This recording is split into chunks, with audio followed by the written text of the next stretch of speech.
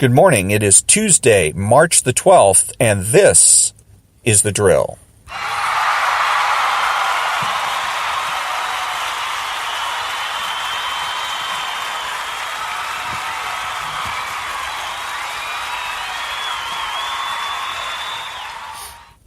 Thank you very much. This is Ron, your host, the only true conservative in the United States of America today, because I'm the only one that makes the presumption for the status quo. I'm coming to you on location, live in, actually this is being recorded. It's not live, but on location in the parking lot of the FedEx office building in Pasadena, around the corner of Lake and Colorado. And, So this is a broadcast in which I'm going to be approaching things differently than other broadcasters do. You're going to hear me display certainty of knowledge. You're going to hear me make reality a priority. And you're also going to hear me making statements that are of universal rights and wrongs. We can have discussions about that if I just say that something is wrong or right, and if people want to disagree with that and say that I'm wrong about what I'm saying, that's fine. But what I'm not going to have discussions about is whether or not there are rights and wrongs, because that is undeniable, an undeniable fact of life. Okay, so let's see here. I'm going to go ahead. I'm without my usual microphone today due to circumstances beyond my control. Let me see where I'm at here. There it is. And I'm going to go ahead and go to the Ayn Rand lexicon. We're going to start with that one this morning and see what we got up on the Ayn Rand lexicon. The Ayn Rand lexicon is excellent because it's about concepts and abstractions. The other day I was listening to the radio and I heard somebody that called in, a caller that called in not only to tell a story, to communicate by telling a story, but because that's the way the left wants us to communicate. The left wants us to communicate by telling stories and painting verbal pictures. And this guy not only wanted to tell a story, but basically he was telling a story about somebody else telling a story. And when he got done, you had absolutely no idea of what point it was that he was trying to make. So it's absolutely essential that one know and respect concepts. And today's concept is free speech. Freedom of speech means freedom from interference, suppression, or punitive action by the government, and nothing else. It does not mean the right to demand the financial support or the material means to express your views at the expense of other men who may not wish to support you. Freedom of speech includes the freedom not to agree, not to listen, and not to support one's own antagonists. A right does not include the material implementation of that right by other men. It includes only the freedom to earn that implementation by one's own effort. Private citizens cannot use physical force or coercion. They cannot censor or suppress anyone's views or publications. Only the government can do so, and censorship is a concept that pertains only to governmental action. And what she's meaning that in terms of can do is nobody has enough power to be able to suppress anybody else's point of view as an individual. The only entity that has that kind of power is the government, and in more in particular, the federal government. While people are clamoring about economic rights, the concept of political rights is vanishing. It is forgotten that the right of free speech means the freedom to advocate one's views and bear the possible consequences, including disagreement with others, opposition, unpopularity, and lack of support. The political function of the right to free speech is to protect dissenters and unpopular minorities from forcible suppression, not to guarantee them the support, advantages, and rewards of a popularity they have not gained. The Bill of Rights reads, quote, Congress shall make no law, ellipses, abridging the freedom of speech or of the press, ellipses, unquote. It does not demand that private citizens provide a microphone for the man who advocates their destruction, or a pass key for the burglar who seeks to rob them, or a knife for the murderer who wants to cut their throats. The communists and the Nazis are merely two variants of the same evil notion, collectivism, but both should be free to speak. Evil ideas are dangerous only by default of men advocating better ideas. The difference between an exchange of ideas and exchange of blows is self-evident. The line of demarcation between freedom of speech and freedom of action is established by the ban on the initiation of physical force. What I challenge, and not only because of the particular case, is the interpretation of demonstrations and other actions as so-called symbolic speech. When you lose the distinction between action and speech, you lose, eventually, the freedom of both.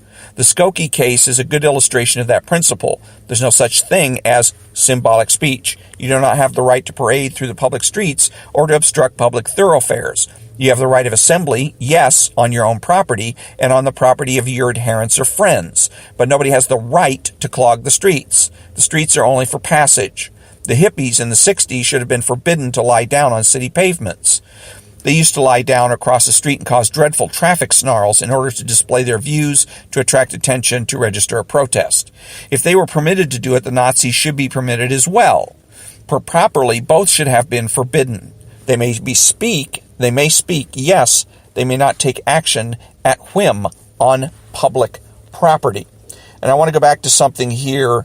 Let me see. The communists and the Nazis are two variants of the same coin. And there is a movement, one of the big movements on the left is to abolish or to obliterate people that are expressing points of view, what was so-called hate speech, usually attributed to the KKK and to the Nazis. And I say that it's a bad idea and it's not necessary. The reason the left wants to abolish it is because the left thinks that reality doesn't exist. They like to, or so they like to pretend. They pretend that reality doesn't exist and that everything is a matter of opinion, and that Hitlerism and other variants and racism, slavery, and Jim Crow are gone for right now, but they could make a comeback at any time. Because the only reason that they're not popular today is because of, mere opinion. And it's not true. This is the reason we can allow people to display hate speech. They want to walk around with signs that say, down with this, down with that, I hate these people, so-and-so, these people suck, whatever. It's no problem. Why? Because we know things. We know what's real, and we know and we learn. We do make mistakes. Slavery was a mistake. Jim Crow was a mistake. And we know that with certainty. We learned our lesson. So we don't have to be continually on guard against people that fringe elements, small numbers of people in the KKK or American Nazi Party or others that seek to foist their ideals, such as they are, on the rest of the United States of America. Okay, let's see. Back to the book. I want to state for the record my own view of what is called hardcore pornography. I regard it as unspeakably disgusting. I've not read any of the books or seen any of the current movies belonging to that category, and I do not intend to ever read or see them. The descriptions provided in legal cases, as well as the modern touches in softcore productions, are sufficient grounds on which to form an opinion. The reason of my opinion is the opposite of the usual one. I do not regard sex as evil. I regard it as good, as one of the most important aspects of human life, too important to be made the subject of public anatomical display. But the issue here is not one's view of sex. The issue is freedom of speech and of the press, i.e. the right to hold any view and to express it. It is not very inspiring to fight for the freedom of purveyors of pornography or their customers, but in the transition to statism, every infringement of human rights has begun with the suppression of a given right's least attractive practitioner. In this case, the disgusting nature of the offenders makes it a good test of one's loyalty to a principle. Only one aspect of sex is a legitimate field for legislation: the protection of minors and of unconsenting adults. Apart from criminal actions such as rape, this aspect includes the needs to protect people from being confronted with sights they regard as loathsome. A corollary of the freedom to see and hear is the freedom not to look or listen. Legal restraints on certain types of public displays, such as posters or window displays, are proper, but this is an issue of procedure, of etiquette, not of morality. The rights of those who seek pornography would not be infringed by rules protecting the rights of those who find pornography offensive, i.g. sexually explicit posters may properly be forbidden in public places. Warning signs such as for adults only may properly be required of private places which are open to the public. This protects the unconsenting and has nothing to do with censorship, with prohibiting thought or speech. And I think that also what we're touching on here is the separation of no, it's not separation of powers. There's another clause in the Constitution that basically says that all the things that are expressed here in the Constitution of the United States, the federal government is allowed to do only those things that are expressly written in the Constitution. Everything else is reserved to the states and to the people themselves. So what she's talking about when you're putting signs in windows that say for adults only, or there's a restriction on, in a lot of cases, how many adult movie theaters or adult places or DVD rentals or whatever that you can have. Those are local issues and not federal issues. And with regards, again, she's right in that there is a freedom to express oneself, and also people have the freedom not to tune things out. But a lot of that is, again, a property issue.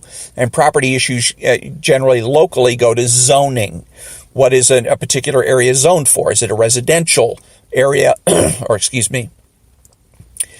it a business area? And then regulating those zones as appropriate. So, let's see. And so that's the end of the concept of free speech. And let's see. And let's see what we're going to do here. And I'll be back in a minute, and we'll see what I'm going to go ahead and do at that point.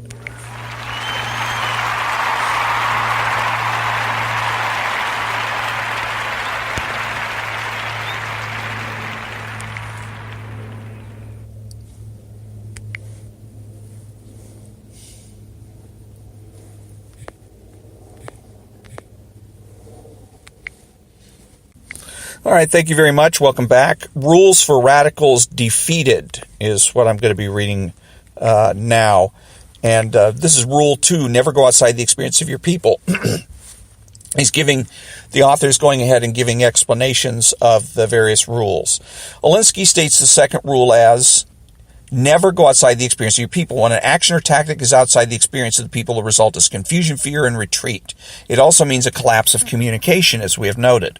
This rule, like most of the Alinsky tactics, is really just a common sense idea that has never been quite applied in this way. Putting this rule more succinctly, play to your strengths. Genius in its simplicity. The second tactic reminds us that it's always better to play to your own strengths rather than to allow your opponent to draw you into their area of strength. Think of it like a football team. When you play to your strength, it's like having the home field advantage. When you don't, it's like playing on the road all the time. A team with a strong running game should stick with its strength even if it is unsuccessful early in the game. Likewise, a team whose strength is in their defense should not be taking many risks offensively. In football, as in life, you are much more likely to be successful playing to your own strengths. The point of tactics 2 and 3 is to remind radicals that they will always be more effective when they play to their strengths. Likewise, as a leader, the community organizer should not be placing people in the wrong position. Again, as in football, it would be like telling your defensive line to play offense and your running back to play quarterback. They would be out of their comfort zones and much less effective. Consider then the consequences Alinsky spells out for failing to uphold the second rule. First, when venturing outside of your area of experience, you are likely to become confused. This seems only natural. After all, people tend to operate in comfort zones developed by years of experience at doing similar or identical things. One man may be a master craftsman when it comes to carpentry, but take that same talented man and instead tell him he must now be a glass blower, and you are certain to confuse him. We all operate better under circumstances with which we are familiar and tend to become confused when confronted with the unknown. Likewise, in political battles, it is always best to use your people where they have been proven that they are strong. Don't allow the other side to lure you into battling them in areas where you are not strong. Why do you think politicians always attempt to turn questions back to their own talking points? The questioner wants to expose the weakness of the politician, and the politician is determined to redirect everything he or she is asked back to their talking points. And I would say here, he's exactly right. And one of the strengths of the left is operating psychologistically. They talk about transparency, and what they mean by that is they don't want you to notice what it is that they are doing. They only want you to listen to the words they are using, not notice that they're using certain tactics and techniques. Because once you notice that, you're going to find ways to defeat those tactics and techniques. So when they're using psychologistic situations, what they like to do is, for instance, baiting people or leading people to draw certain predetermined conclusions. The person on the right, the conservative, needs to fight that by making sure that the conversation remains intellectual. So, for instance, somebody might come up to you and say, what is it that what do you think about the Green New Deal? Okay, and the whole idea of this is, or they may say, don't you think the Green New Deal is a great idea? Isn't it fabulous? That's usually the way they're going to do it. They're not going to come out and say, and leave it open-ended. They don't want to, because they're about power. So they're not going to give you the opportunity to say, well, I think it sucks. What they want to do is they want to exercise leadership, and they do that by asking leading questions. Don't you agree that the Green New Deal is what's best for not only for the country, but the world at large? Now, the best way to deal with this situation is, since I don't have anything to prove, if I come back out and I say, no, I don't think so, then the natural thing that the lefties can do is say, gee, why not? Okay, now I have to prove a negative. I have to prove why something shouldn't happen. It's not my job as a conservative. No conservative has the job of proving anything. The left always has the burden of proof because it's the left that always wants change. Okay, so the best way to handle this situation is to say, in my case, assuming that I haven't been thinking about it recently, I would say something to the effect of, you know what? I really hadn't thought much about it. What should I think? Okay, and put them in the position to make a statement. If they come back and they said, well, you should like it, you should think it's a great idea, then I would follow up with, oh, is that right? Why is that? Because remember, as a conservative, I'm not here to be ideologically rigid. I'm not here to force myself to fit into a little round hole or square hole or whatever. I'm not trying to be a square peg fitting into a round hole, that kind of thing. Or slide into a narrowly defined position. Conservative means that I make the presumption for the status quo and that I have an open mind. I'm willing to listen to calls for change. But I listen carefully, and I listen to see if there is any evidence or any proof that there is a need for change in the first place. And then is there any evidence or proof that the kind of change that's being advocated is the best kind of change? So, in other words, with Ms. Cortez's or Representative Cortez's proposal for the Green New Deal, first of all, is why do we need a Green New Deal? Why do we need this change? And secondly, her idea for getting everything done in 10 years, that we're going to have an electric train that runs across the oceans, that all airplanes have to go, is that the best way to handle the problem? Because in her point of view is that we have a problem with global warming, and that within 10 to 12 years, the whole planet is going to be doomed in one way, shape, or form. Well, is there any proof of that? She hasn't produced any. And then even if she had produced proof that the planet is doomed in 12 years, how can we be sure that her way is the best way to deal with it? Aren't there other ways of dealing with it? How about we can still have airplanes, but why don't we make the jet engines burn cleaner?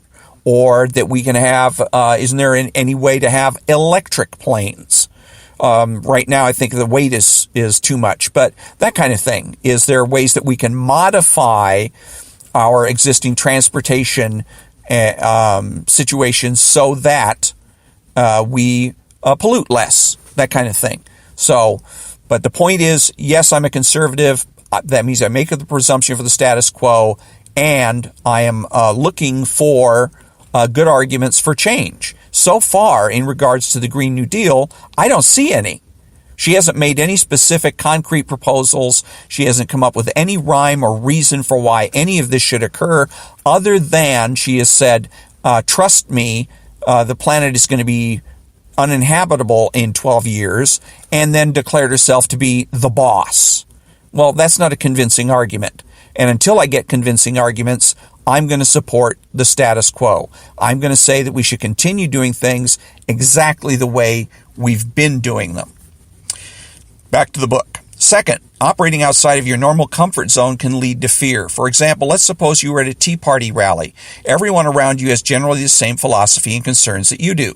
Now, suppose instead that you are at a meeting of the new Black Panthers and you are the only conservative in attendance, which you are likely to be.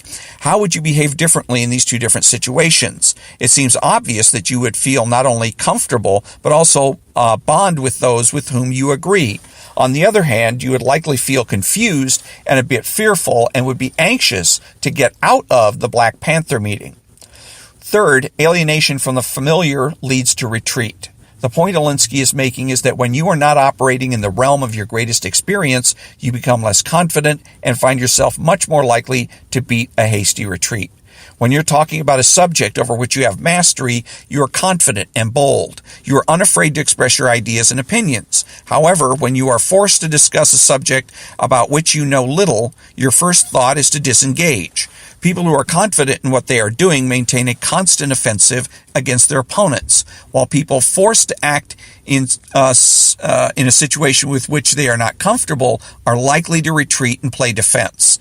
Using the right people for the right tasks is critical to success. Fourth, and perhaps least intuitively, operating outside of your area of experience can lead to a lack of communication. Alinsky illustrates the point in Rules for Radicals in the chapter entitled Communication. He tells the story of how he had to illustrate this concept to some radicals he was training. They were eating breakfast at a restaurant when Alinsky pointed out that everything on the menu had a corresponding number associated with it. He confidently pronounced that he would demonstrate that the waiter was so accustomed to operating under the assumption that he could write out an order with only a number and perhaps a slight modification to that, he would be unable to adapt if forced to act outside of his usual comfort zone. For example, if number 1 was eggs and bacon, he could simply say number 1 over easy. Alinsky then went on to prove his point. Number 6 was a chicken liver omelet, but when he ordered it and the waiter had responded with a yes, number 6, Alinsky then said, well, just a minute. I don't want the chicken livers in the omelet. I want the omelet with the chicken livers on the side. Now, is that clear? Alinsky goes on, quote, he will say it is, and then the odds are 9-1, everything is going to get screwed up because he can't just order number 6 anymore. I don't know what will happen, but I have gone outside his accepted area of experience. The result was that Alinsky wound up with a full order of chicken livers and an omelet and a bill for both. After he complained to the manager, he received an apology and a discount, Alinsky recalls. Waiter and manager huddled. Finally, the waiter returned, flushed and upset. Quote, sorry about the mistake. Everybody got mixed up. Eat whatever you want, unquote. The bill was charged back to the original price for number 6. So, excellent, makes some very excellent points there. And at this time, that's going to bring us to the conclusion of another episode of The Drill. And until next time, thank you very much for listening, and have a great day.